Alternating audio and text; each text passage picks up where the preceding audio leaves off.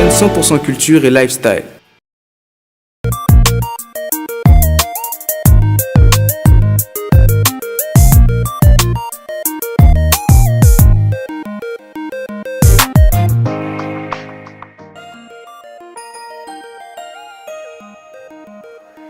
Peintre autodidactique, Babacar Ly Dios compte parmi les valeurs sûres de la peinture contemporaine. Initié à la peinture par son père, Dios crée avec son frère Issa le concept d'atelier-galerie, non seulement pour approcher la peinture au grand public, mais aussi pour permettre aux artistes d'avoir un espace d'expression épanoui où ils pourront travailler et exposer leurs œuvres.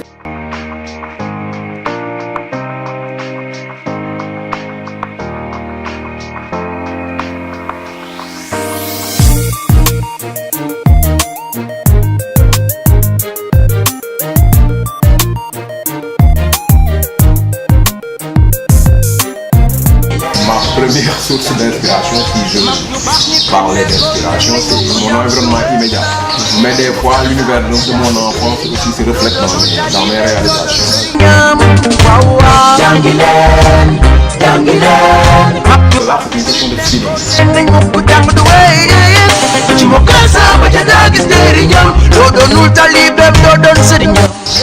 suis en train de faire des recherches sur la calligraphie parce que mon père c'est l'un des pionniers de la calligraphie islamique au Sénégal, c'est l'un des pionniers.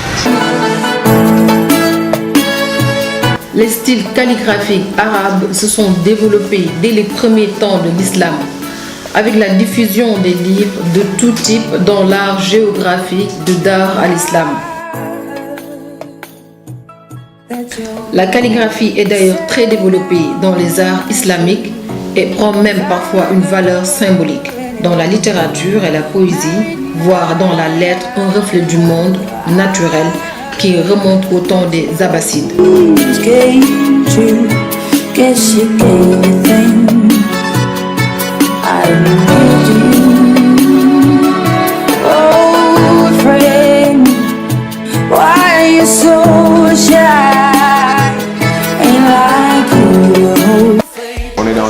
On est dans une région où il y a des institutions décentralisées et le rôle de ces institutions c'est de promouvoir les acteurs de leur région ou bien de leur ville.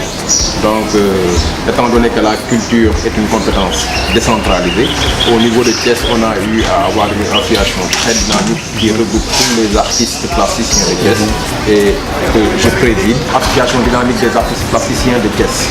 Donc, on a eu à travailler avec le conseil régional de Thiès, le défunt conseil régional de Thiès, sur un projet de partenariat et de coopération avec la région Midi-Pyrénées. Donc, on a eu à piloter 4 ou 5 résidences.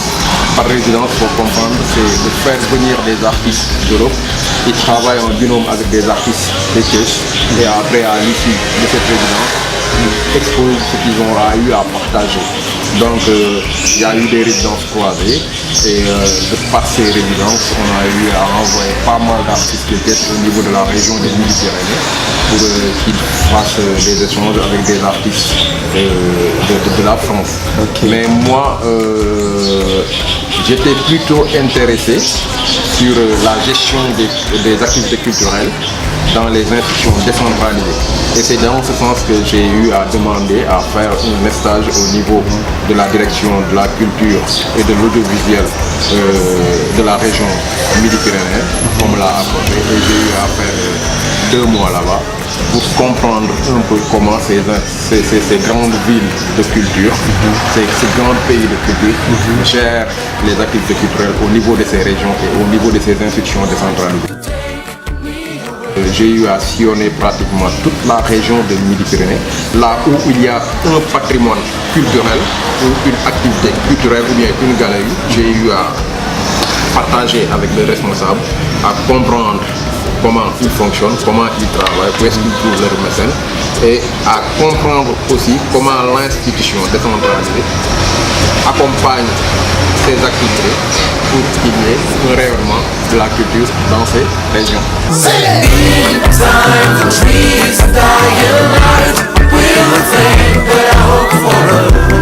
Créer d'une manière j'essaie de le définir, c'est soit tu apportes un changement par rapport, ou bien une innovation par rapport à une chose existante, ou bien tu présentes une chose qui n'a jamais existé. Donc là c'est très très difficile et d'habitude quand tu entends ce mot, ça te ramène à Dieu.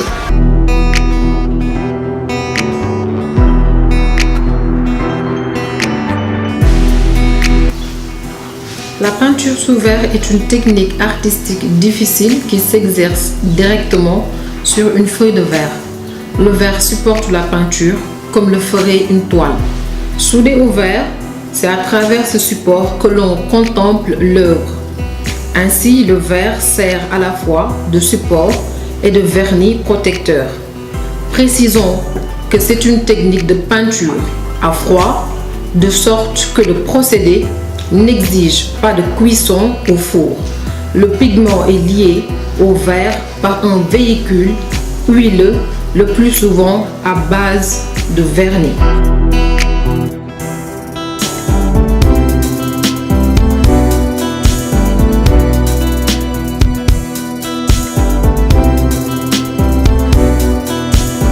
Bon, par rapport à la technique du sous-verre, moi je pense que c'est un acte révolutionnaire, si j'ose parler ainsi. Parce que avant, il y a 15 ans en arrière, on ne pouvait pas imaginer exposer du sous-verre dans les grandes galeries. Le sous-verre était rabattu à un art naïf, tu vois. Et moi, ma préoccupation, je me suis dit, étant donné que si on connaît l'histoire de l'art en Europe, donc des artistes ont même eu à exposer des lavabos. C'est pour vous donner une idée sur la liberté qu'ils ont à présenter ce qu'ils ont envie de présenter. Moi, je pense que ce n'est pas le support qui définit la peinture, mais c'est la peinture qui doit définir le support, qui doit rendre le support ce qu'il doit être. Donc, ça a été un combat, mais je ne suis pas le précurseur, c'est mon grand frère qui a eu à le commencer. Et moi, je n'ai fait que le renforcer dans cette logique, parce que je trouvais que c'était un combat noble, c'est-à-dire rendre à la technique du sous-verre les lettres de noblesse.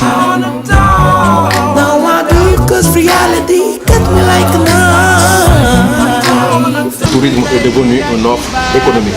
Et en Europe, surtout en France, les gens, ils ont tellement compris ça que chaque localité essaie de développer son tourisme local pour attirer les autres localités de la France à venir vers eux.